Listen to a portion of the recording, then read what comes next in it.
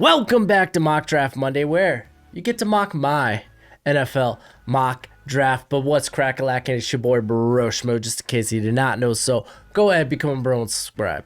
Leave that thumbs up if you enjoy the content. As always, let me know what you think in the comment section below. Let's have that nice, beautiful football discourse, baby. But if you do want to support the channel, the best way to support the channel is, of course, the Patreon. You could find that in the link in the description. I added a new tier for people that just really want essentially my big board, my full prospect rankings, which I'm going to start prospect rankings I think next week, because I'm going to really get into adjusting everything from the Senior Bowl and all these other bowls. But yeah, no, we got now the $10 one for that. Also gets you the Discord and whatnot. But if you want team specific 7-round mock drafts, I'm gonna also unload a load of those this week on the $15 amount description. Let's go ahead and get into the first pick.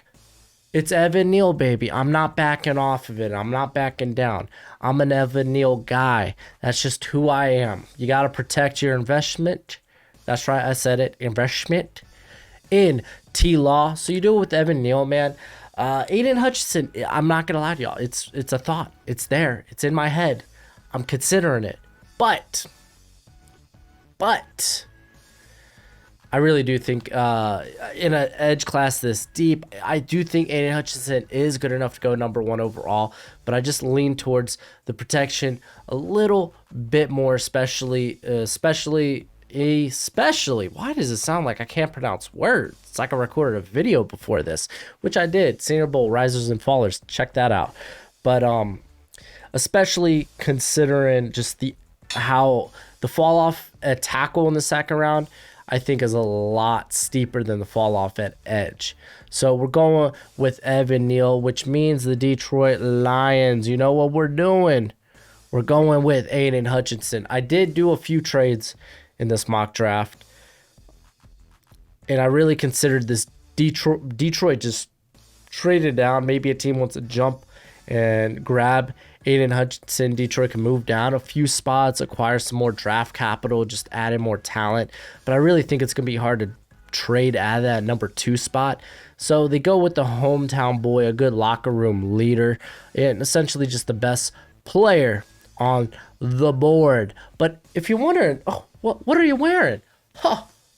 Well, it's a custom-made jersey from our friends over at TeamJerseyPro.com. If you use promo code Broshmo, all caps, get you 10% off your custom jersey, baby. That is also in the link in the description. But let's keep this sucker rolling. And who do I got? I got the Houston Texans going with KT. Listen, these are going to be like the top 3 picks for everybody and their mom. That's just the case. It's going to happen. Texans, you're just taking best player available. You want to add more talent to your team. I think you can make a good point if you would say Kyle Hamilton is that guy for you, or maybe a Kem Ikwanu. I won't dispute those. But for me, KT, he's 1B on my board, so I'm going with him. The New York Jets, no trade as of yet, but I got them going with the sticky icky. I know you Jets fans don't want Derek Stingley. I know some of y'all don't want Kyle Hamilton, but you know Joe Douglas, he is a trenches type of guy. So he goes with Ikem Ikwanu. He is my OT2 in this class, which means the Giants picking here a 5. I'm going to go ahead with Charles Cross. The offensive tackle talent is flying off the board. It stops here. We need to address the O-line. Amara, he pledged to the Giant fans. He pledged to DJ, Daniel Jones himself, hey, I'm going to get you offensive line talent. So let's go ahead and do that with Charles Cross being my OT3. I think he is a top 10 pick. So this is where I have my first trade. Listen, the Panthers is such... I don't think anyone wants to trade up with the Panthers. Like, what are you trading up for? Maybe Kyle Hamilton? But what are you willing to give up for Kyle Hamilton? You know, how valuable do you consider safety? So I really thought about this. I was like, man, and I got this idea from the franchise guy. I'm going to be doing a mock of his mock draft probably tomorrow. But I saw him do a trade with Deshaun Watson. Of course, who wants to trade for Deshaun Watson at this point until all the legal stuff's like through? I feel like the Texans and the Panthers are made for each other. Who wants to trade up at 6? Who wants to trade for Deshaun Watson? Well, the Panthers. They would love to be able to go quarterback in this class. But at 6, it feels rich if they could ditch that for Deshaun Watson. That would be amazing. And, well, Houston just wants some compensation for Deshaun Watson. So in this scenario, it's going to be Deshaun Watson essentially for, well, this 6th pick, probably another first-round pick next year, Christian McCaffrey, and maybe the franchise guy. He threw in, I think he threw in Sam Darnold. I don't think Houston wants Sam Darnold, so I don't think that one's happening. But maybe another day 2 pick, and then the Panthers or the Texans throwing like Charlie Heck. So along that range, I think that sounds about right. I imagine Christian McCaffrey would be included in this trade. So the Texans are now up here and picking, and we're just going best player available, baby. We're going Kyle Hamilton. So they get KT. They get Hamilton. That's a hell of a haul. I'm just saying it. That's a hell of a haul. Right now, it looks like I got drop frames on OBS because I'm uploading my risers and fallers right now. I'm like looking at my camera seems slow. You let me know. As long as you let me know. Are you seeing drop frames? It's bugging me. It's really bugging me. But no, hell of a haul for the Texans and the Panthers. You get your quarterback, and you really, I mean, yeah, you give next year's first round pick, but it's kind of worth it. You lose Christian McCaffrey, but when was the last time you really had him? The last couple of years. New York Giants. I'm really currently in love with the idea of double dipping, and I'm going with my boy Tyler Linderbaum. Big fan. For me, he's been the best interior guy in this class for me for a long time. I know Zion Johnson kind of like popped off, but keep in mind he was learning center on the fly there. He probably projects better as a guard anyway. But yeah, Tyler Linderbaum, through and through, baby. Got the Atlanta Falcons, and I thought about pass rush here, kind of like contemplating Ajabo, Karlaftis. But, I mean, it's not going to just take a rookie pass rusher to really help turn around this pass rush. They're going to have to be able to make moves some way, somehow in free agency to bring in that. It's a deep edge class. You could go that in the 2nd round. Listen, I'm not doing quarterback for Atlanta. Let's get a better quarterback class to really get that heir apparent for Matt Ryan. So, yeah, let's take the top corner off the board, and let's say in this scenario, I want to explore possibilities. Let's say Derek Stingley, maybe you're not sold on the ankle injury. You don't like that he's played too well the last year and a half. So who's the next corner then on the board? It's Ahmad Gardner. It's lost in the sauce. Atlanta, you lost in the sauce. You lost in the sauce. I'm just saying, man, this is a good pick. He is a good press corner, has never allowed a TD in his collegiate career. And you know what? This is a perfect fit for Dean Pease's defense. Pairing him up with AJ Terrell is just bon appetit. All right. And then I think I might just start doing this from now on. I firmly believe Denver is going to get Aaron Rodgers. So I believe this pick's going to be the Green Bay Packers. I believe Denver, they're going to probably send a first-round pick. Maybe they don't send next year's first-round pick. Maybe instead they like throw Jerry Jeudy in there, which you'd be like, what do you mean trade Jerry Jeudy? Well, because you got to imagine if you bring in Aaron Rodgers, you're probably bringing Devontae, and you just kind of extended like Cortland Sutton and Tim Patrick, like. And, I mean, you could throw KJ Hamler in the deal. I don't think the Packers ain't looking for another slot receiver. So if you want to maybe hold on to your 2023 first rounder, maybe you throw in Jerry Jeudy and a couple of day 2 picks. Just throwing some ideas out there. Regardless, if you're the Packers, even if you get Jerry Jeudy, you're losing Devontae. You could use more receiver help, and I believe they would use this to help Jordan Love, give him all the weapons in the world, and to deal with the the speed, the slickness of Jerry Jeudy, pairing him up with Drake London. Beautiful. Suddenly, you got two of the best young receiving tandems that aren't named T. Higgins and Jamar Chase in the league. All right, we got the New York Jets. I contemplated trading this pick down.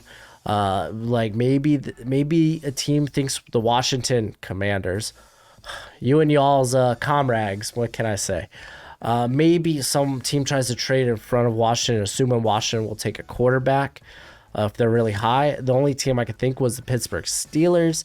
And even then, I couldn't really agree upon a trade for that. So I ended up sticking with the pick. And I know Jets fans don't like Derek Stingley. Maybe you like Derek Stingley better at 10. I told you I wouldn't give him at 4 anymore. Y'all got him at 10. You're welcome. But yeah, I really couldn't find a good trade down value. Like, I thought about George Karlaftis, but even then I wasn't in love with the idea of going with edge, because at that point I'd rather just go with Derek Stingley. I would have loved if Drake London was here, but then I'm not gonna lie, I was really considering Treylon Burks because I think he'd be great for LaFleur's offense. And I thought that would be a real curveball, but I ended up not doing it. So you get Derek Stingley. Washington Commanders, you're getting Malik Willis. Listen, I've been saying the guy's got amazing arm talent. You just kind of need he can be hit or miss. You'd like to see him work inside a structure. You'd like to see him make better decisions, but you saw it in the Senior Bowl game. You saw it all week. The guy was unmatched in terms of what his upside could be with his cannon, with his ability to throw off platform, his athletic upside. Like, I feel like that's just too much to give away. And you don't necessarily need to start him this year if you're Ron Rivera. I think you draft him and you're like, hey, let us develop this guy. Let's not rush into this, and let's continue to build around him. So maybe they go Malik Willis. Minnesota Vikings. Your cornerback room's terrible. Cameron Dantzler, and that's it. You could tell me, oh, we got Harrison Han, and we got Quist Boyd. Nah, get that out of here. I'm going Trent McDuffie, man. This might be a bit of a surprise. I mean, hey, I know y'all brought an offensive-minded coach. Maybe you go offense, but it's like that defense needs a youth movement. It needs talent in general. So Trent McDuffie, I think, be a great pick here. The only thing is, obviously, length might not be ideal. I don't know if it's Roger McCreary lack of ideal, but the guy's got the Marin skills, short area quickness, long field speed. Former high school track star. Apparently, like, that blew me away. So, yeah, we're going McDuffie. He's been shut down for 3 years there at Washington. And then Cleveland Browns. Pencil this in. If y'all are willing to part ways with Jarvis Landry, even if you weren't, you're probably, you add in more help to the receiving core because, listen, Baker, he's in his 5th year. Okay, Baker, you were hurt this year, but this is the year. Prove you are our franchise quarterback. So let's get him. No excuses, all the help possible. We grab Garrett Wilson, who is technically my wide receiver 1. I'm a big fan of him, but I think like wide receiver 1's kind of interesting right now. I think there's guys like Treylon Burks, depending on how he tests out. Even like I think Drake London, which the NFL is gonna love his size, his catch radius. And I don't think you could take out guys like George Pickens or even Chris Olave out of the equation either. The Baltimore Ravens, it makes too much sense. They for this pick. Like, you would think George Karlaftis would be an obvious answer, and I probably would have taken him too. But they signed the Michigan DC. He used to go to high school with Odafe Owe. Added another pass rusher would just be sweet to get after it. So I went David Ajabo. Like, maybe I'm just connecting dots. I mean, he's just going from one hardball to the other. Like, I don't know. I think I would have probably taken Karloftis, but again, I was kind of connecting dots here, and I was like, let's experiment with this. What if maybe a George Karloftis, maybe he doesn't test out as nearly as explosive as we anticipate, because he's not a bendy edge guy. So can he fall in here? Where does he fall? So let's go ahead and go over the Eagles' next 2 picks. I think Devin Lloyd is a wonderful, wonderful pick here, because pairing him next to TJ Edwards, that's solid. They mainly ran, their linebackers were in zone coverage about 70 to 75% of the time. That's ideal for Lloyd, a guy with his wingspan. He will clog passing lanes, and just what he can do as a blitzer or even just coming off the edge. Real good run stuffer as well. And then the other pick we took, Jermaine Johnson. The dude's pro ready. Maybe they do part ways with Brandon Graham. They're probably getting like Derek Barnett. He ain't coming back. I'm telling you, he ain't coming back. Jermaine Johnson's like plug and play. He's ready. He lit the Senior Bowl week on fire in the practices. The guy, I think, is top 20 at this point. So here he is making his, I would say, making his debut in my top 20 here at 16 for the Eagles. And then I have a trade. I have the Chargers trading out. It'd be too easy to give the Chargers Jordan Davis here. I'm like, that's not sexy. If anything, we could probably trade down. Well, you know what? I have a team that's willing to trade up, and desperately. So I had the Miami Dolphins trade up, and I'm a Dolphins fan. And I mainly did this because of we just hired Mike McDaniel. So I had them trade up. They swapped first round picks. I think the Dolphins, maybe it would kind of cost them more money to do this, but like trading away Devontae Parker in this trade, along with a 4th, and then the Dolphins maybe get a 7th or 2 7ths back, because the Chargers apparently have 4 7th round picks. So that Chargers, they pick up a receiver, they pick up a 4th rounder, maybe they could even pick up another like late day 3 pick in that. But more importantly, I got the Dolphins trading up for Treylon Burks. Hear me out. This dude, people are comparing. I like to compare him. I say Chase Claypool. Some people say DK. Some people say AJ Brown. But a lot of people are saying Deebo Samuel. Let's get the Deebo Samuel. This is size. This is speed. This is physicality. To Jalen Waddle's just speed and separation. Mike McDaniels, he's looking at that. He's like, boy, I got some weapons that Tua could just dump off to. Let them do the work. So that's my trade here. The New Orleans Saints, I got them taking Sam Howell. Sam Howell is probably likely going to be my quarterback 1 or 2. I thought he was the most consistent throw for throw during Senior Bowl practices. I thought he looked good in the game. I swear, if someone's like, he had 2 fumbles. Yeah, I'm sorry. When your offensive line's worse than what he had to deal with in North Carolina this past year, then yeah. I mean, I think the American team was pressured 30 times. Opposed to the national team, which saw pressure only 8 times in the game. Wild. But Sam Howell, he managed a field goal and a touchdown. I believe he had a 2-point conversion too, if I'm not wrong. Maybe I am wrong.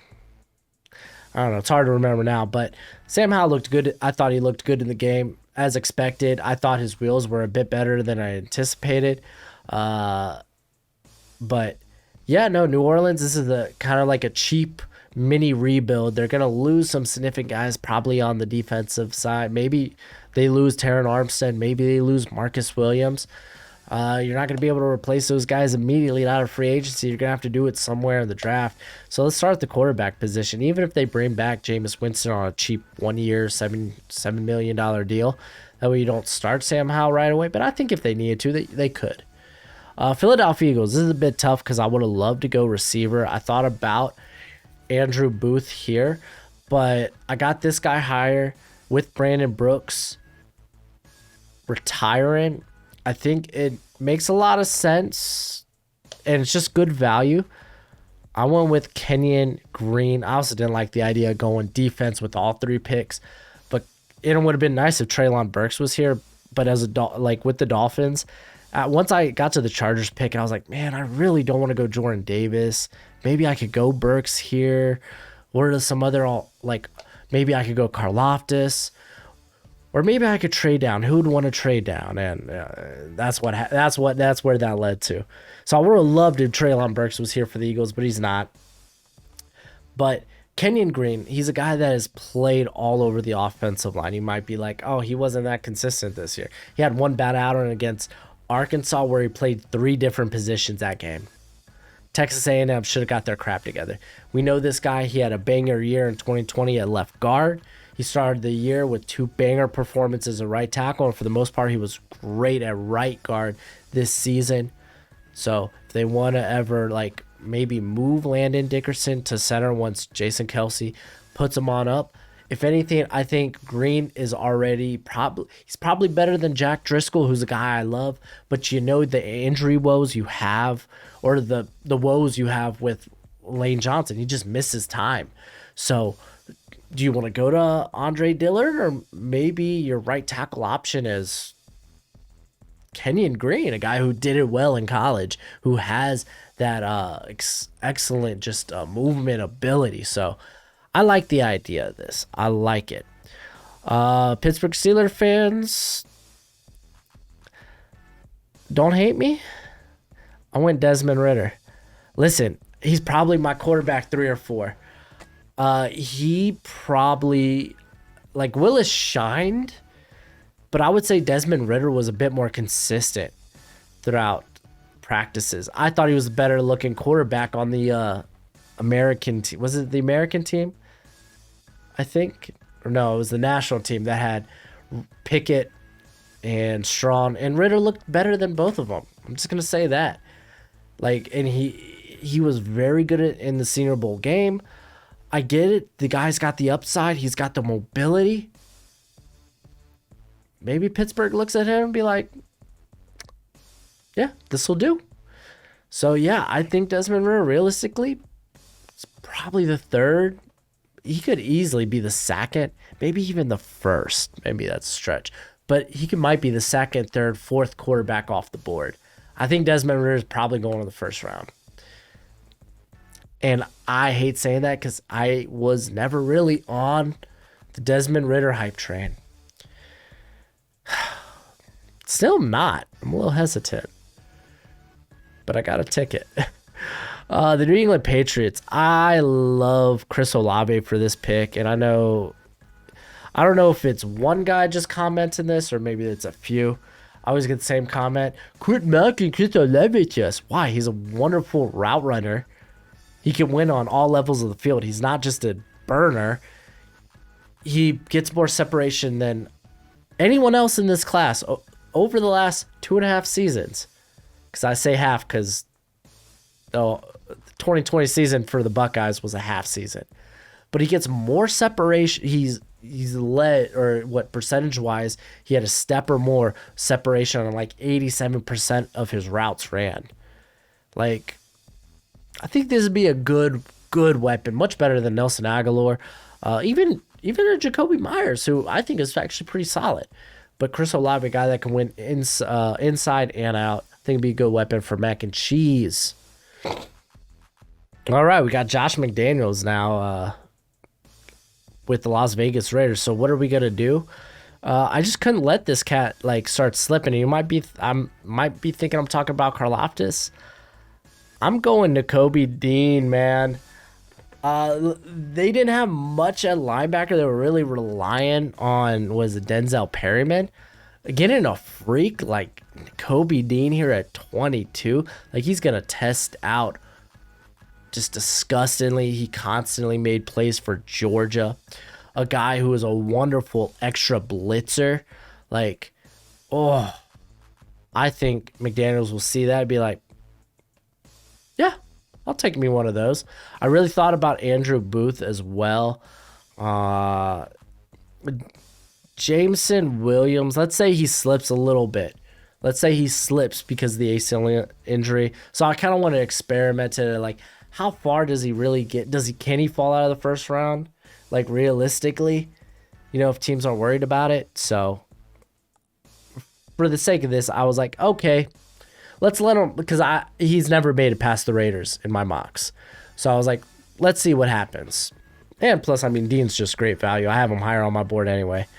Arizona Cardinals, they will in fact take George Karlaftis. He falls no further. This is kind of like a Zach Allen upgrade, a guy that could probably play on the outside. He could be the Chandler Jones if they don't bring him back, but he could also kick inside. He's a bit of a tweener like that, very powerful, very strong hands, very explosive. And like I said, in this, he maybe doesn't test as explosive as people thought. So maybe he doesn't end up a top 10, top 15 because of that. So on to the Dallas Cowboys, and we went. At the end of the day, I was like, man, their run defense really does suck, and Jordan Davis is here at 24, and I don't mind taking him. Listen, they got guys like Carlos Watkins and what's the other one out of Kentucky this past year, Boninia or something like that. Had those guys playing nose guard or playing nose tackle and occasionally kick into like the like B gap. Jordan Davis is just a better option there. He's going to be an elite run stuffer. He gives you a little bit of pass rush and upside. But I was like, Cowboys had one of the worst run defenses in the league. So we kind of just solved that problem right away. And good value. Jordan Davis probably going higher because teams think he's a freak. Honestly, I think guys like Travis Jones, Devontae Wyatt, Perrion Winfrey are a lot closer than probably what a lot of the draft community thinks. Buffalo Bills, Levi Wallace is a free agent. Andrew Booth, you fall no further. I took Andrew Booth here.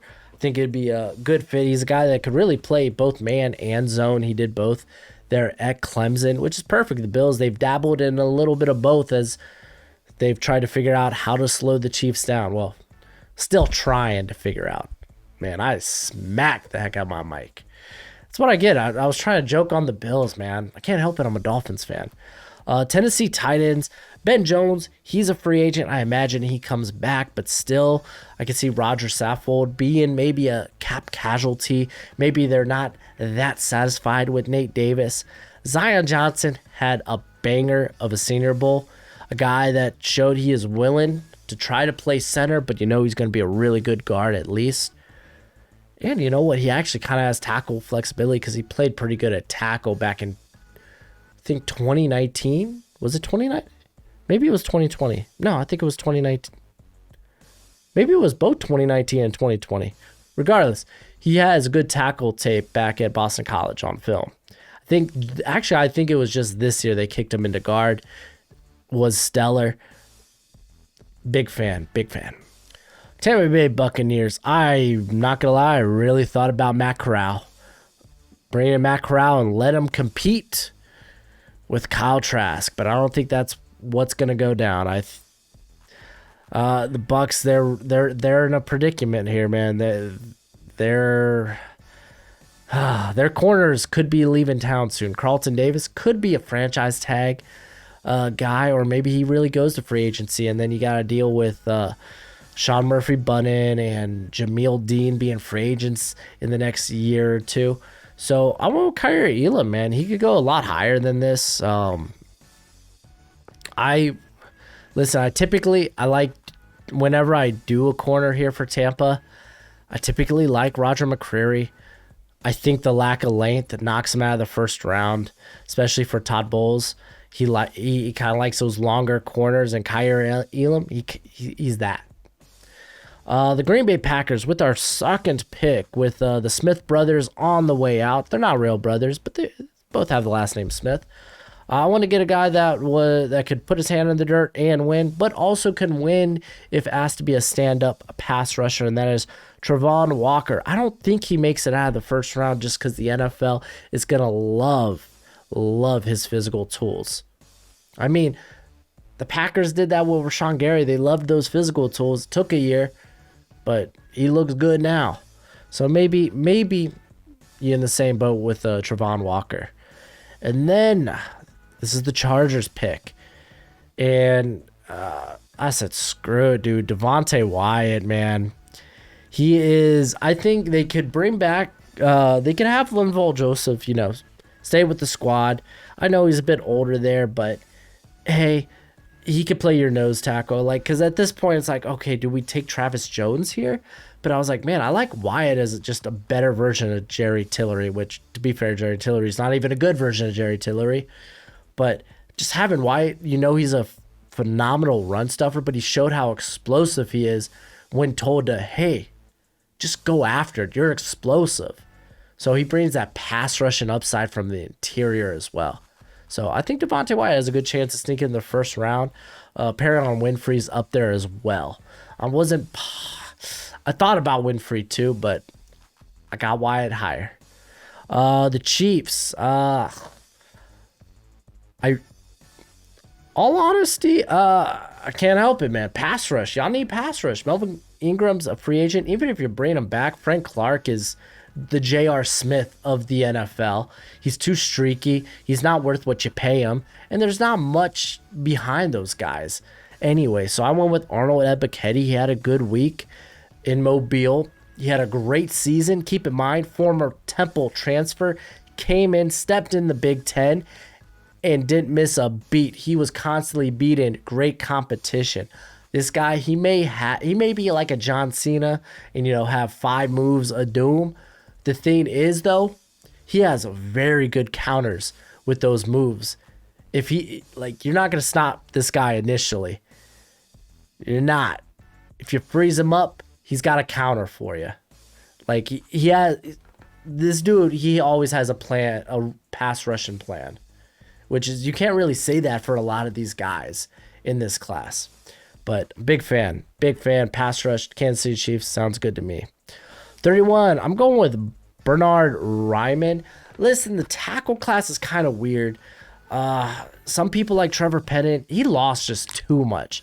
Like, Ryman may have had ups and downs, and even with that being said, he was probably one of the better tackles, one of the better offensive linemen this past week there at the Senior Bowl.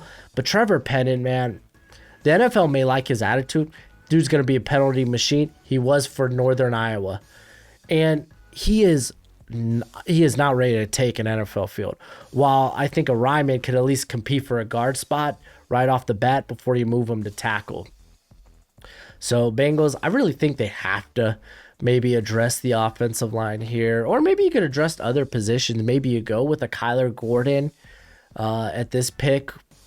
Help your secondary out. Maybe you go with linebackers. There's some linebackers that, like, outside of Dean and Lloyd, that could sneak into the first round here, whether it's like a Brandon Smith, a Brian Asamoah. I've seen Leo Chenal get some hype, Chad Muma, Christian Harris. Like, this is a low-key, this is a really good linebacker class. So maybe there's that. But in the end of the day, I was like, you know what? Just adding more talent to the offensive line. I know they've invested draft capital in it, but have these guys compete. See who wins.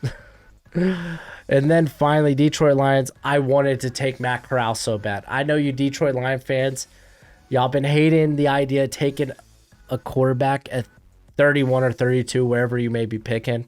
But you get that 5th-year option. You're swinging for the fences, and you're not really losing that much. You're taking a quarterback, the most important position on a roster. You're taking a swing on quarterback at 32, 31. You get the 5th-year option. You already got a guy in Jared Goff who you don't have to start that guy right away.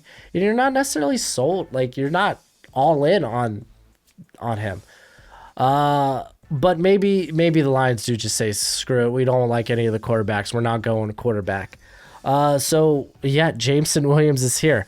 I can't see him falling out of the first round. I really can't.